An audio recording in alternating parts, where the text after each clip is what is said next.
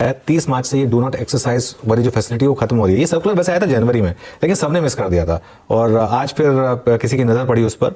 और क्योंकि 30 मार्च अब अगली एक्सपायरी है, तो अगर आप एक ऑप्शन बायर हैं और अगर आपका ऑप्शन इन द मनी है, लेकिन सपोज करिए आपने 120 रुपए की कॉल ली और वो 120 रुपए 25 पैसे पर अगर सेटल हो रही है, अगर आप उस ऑप्शन को फिर स्क्वायर ऑफ नहीं कर पाए तो आप पहले कहते थे कोई नहीं, मेरे को कुछ फर्क नहीं पड़ता, लेकिन अब वो ऐसा नहीं होगा। अब वो आपका इन द मनी है, आपको डिलीवरी लेनी पड़ेगी उसकी, या अगर वो पुट ऑप्शन है तो आपको डिलीवरी देनी पड़ेगी उसकी, अगर वो ऑप्शन आपका इन द मनी सेटल होता है तो। शुभम, आप ऑप्शंस पर काफी काम करते हैं, ये क्या एक रिस्क क्रिएट करेगा? अगले हफ्ते एक्सपायरी है, अगले हफ्ते, और ट्रेडर्स क्या करें यहाँ पर फिर?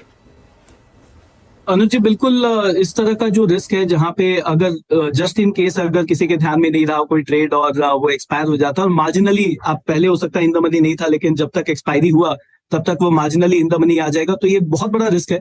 तो मुझे लगता है कि ये ट्रैक करना भी काफी डिफिकल्ट है कि लास्ट मोमेंट पे बाजार में क्या होगा। तो जनरली बाजार जो करता है आपको थोड़ा सा ट्रेडिंग एक्टिविटी एंड में गिरता हुआ दिखेगा, और ट्रेडर्स के लिए भी यही सलाह है कि 3:30 बजे तक की वेट ना करें। हो सकता है 3 बजे के आसपास या 2:30 बजे के आसपास ही एक्सपायरी वाले दिन अपने ट्रेड को स्क्वायर ऑफ कर लें, ताकि आपके कंट्रोल में रहे ट्रेड। तो अब जो एक्सपायर होने देते थे हम पहले सारे कॉन्ट्रैक्ट्स को, उस पर अब हमको ज्यादा ध्यान रखते हुए एक्सपायरी के पहले ही ट्रेड को स्क्वायर ऑफ करना मुझे लगता है ज्यादा बेटर होगा, एटलीस्ट रिटेल ट्रेडर्स के। बिल्कुल, बहुत सही बात कही शुभम ने। बिल्कुल वेट ना करें 3:30 तक। मैं तो ये कहूंगा कि आप थर्सडे की भी वेट ना करें। देखिए, वेडनेसडे को ही कोशिश करें स्क्वायर ऑफ करने की।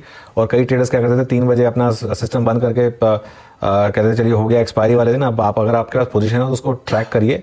और इसमें प्रॉब्लम ये होगी कि सामने कोई लिक्विडिटी खत्म हो जाती है। इसमें आपने अगर एक ऑप्शन लिया हुआ है, अगर आप उसको बेचना चाह रहे हैं, लेकिन अगर कोई सामने बायर नहीं है तो आप करेंगे क्या? फिर वो झक मार के आपको फिजिकल सेटलमेंट करना पड़ेगा। और इसके लिए ये बहुत ज़रूरी है, ध्यान रखें इस चीज़ को। और हम इस चीज़ को रिविजिट करेंगे अगले हफ्ते भी, क्योंकि अगले हफ्ते एक्सपायरी है।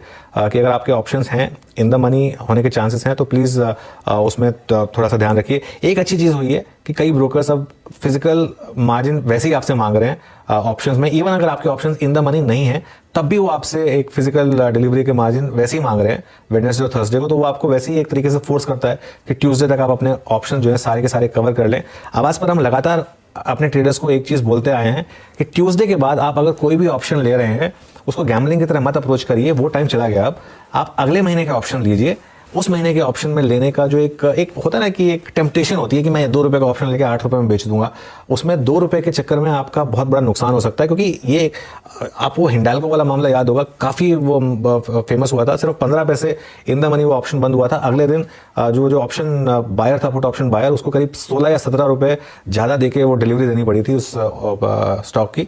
तो थोड़ा सा केयरफुल रहें। और अब हम एक्सपायरी के काफ़ी करीब हैं तो थोड़ा ध्यान रखें। ऑप्शन ट्रेड कर रहे हैं आप तो अगले महीने में शिफ्ट हो जाएं।